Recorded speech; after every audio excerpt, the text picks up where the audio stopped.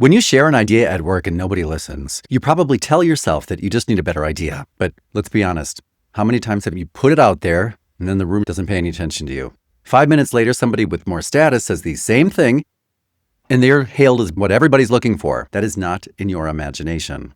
But it's not an idea problem, it's a language pattern problem, because the order in which you present the different components, the lead-in lines, the closing lines, that is what the room silently uses to rank you. Today, I'm going to give you the exact same tactic that I helped drill in to top executives in the Fortune 500 companies, teams at Apple, people at Google, generals in the US Army.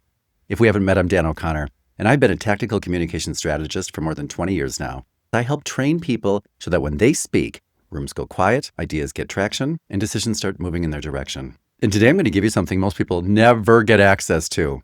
Exact opening sequence that turns your ideas from interesting comment to strategic move. And the good news is, it only takes about 15 seconds once you learn how to use it. Most people try to win these moments with the ideas themselves and generally make the same mistakes of saying things like, I think, which just drops their status, or they apologize, which makes them look kind of dumb. Or they use phrases like, I'm not really sure, which makes people think, why don't you come back when you are? Or they start to practice their storytelling skills until they realize people have started to file their nails and check their phones. Or they end with things like, so that's it, what do you think? I'm not going there. I'm not talking about that if you do that. So what do you do instead of those things? Here's your first line. Are you ready? I have a solution to a problem I know we have all been dealing with. One line does three things all at once. It upgrades you from a person with an opinion to a person with a solution. It locks into their nervous system because you're talking about their problem, not just your ego. It tells decision makers that you're about to hear something worth your time. That is your doorway into the SOAR. Now, if you are already using lead-in lines, perfect.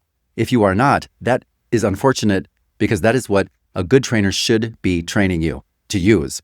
Things like lead-in lines, closing lines, transitional phrases, exit lines, freestyle scripts. If you are not learning specifically those things, it's probably not going to serve you. The Navy SEALs say it is in just those moments when stress is high, we don't rise to the occasion, we fall to our highest level of training. That said, how do people who are in the top 1% do it so that people defer to them, give them privileges, let them do what they want to do, and help them do what they want to do? How do they present an idea? This is how. They first cite the source, that is the S. Then they give you the observation, so that would be the O. Then they tell you what the action is that they are suggesting. And finally, they give you the result that they expect to get. That's the R. And it's actually the benefit. And then at the end, they do not say, does that make sense? What do you think about that? They use a good closing line. In this case, these types of things tend to call for a call for action, which is going to be a closed-ended sentence such as, would you like me to do this or that? Or I can have this done by blank. Would you like that? Make it easy for people to say yes. CEOs and leaders, they love that when people beneath them make their decisions easy. They not only present things in a logical way that makes sense, but then they make the next step easy. Makes a big difference. People who use the SOAR sound like this. I have a solution to a problem I know we've all been dealing with.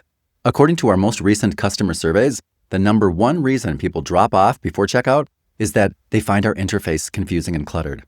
Therefore, if we simplify that interface and remove some of the distractions, that alone would keep more customers in the checkout flow, and we would enjoy additional revenue for years to come without having to spend a dime in marketing or advertising. So would you like me to get someone on that? Completely different status symbol, right? Let me break it down. First, we say, I have a solution, positioning ourselves as problem solvers to a problem we've all been dealing with. I'm aligned with the room. I'm not pushing a pet project or telling you about me.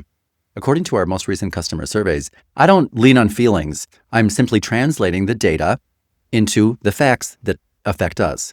The number one reason why people drop off, you are reporting what's actually happening because of the cluttered interface. You're presenting clear, actionable moves. That'll keep more customers in the flow. You're speaking in outcomes, revenue, cash flow. You are using the language of someone who leads other people. You are using the language of somebody who brings the solutions to the table. Everybody wants to work with you. If you want to make this really easy, I can do that for you. This is what's called a freestyle script. I have a solution to a problem we've all been dealing with. A blank. The main reason blank keeps happening is blank. Therefore, if we just blank, that alone would blank without us having to blank. Here's the catch though. You will not use SOAR when it counts just because you like this video or if you found it interesting. By the way, please like this video and subscribe if you did find this video interesting. Because what happens is, in the heat of the moment, your emotions betray you. The only way that your emotions will not betray you under pressure is if you have gone through the right training. For example, you can use any group you want. In my group, I use a specific system that helps you automate these things into your nervous system so that when it comes time to use them, you do not think about it.